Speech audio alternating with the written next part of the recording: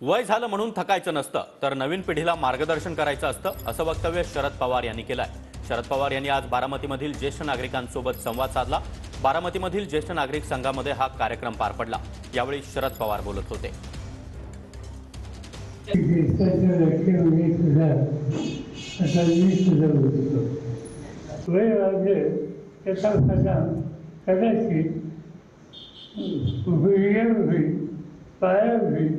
कदाचित कवळी बसावं लागेल, राखावं लागेल, पण तिथं काही त्याचा दुष्काळ होता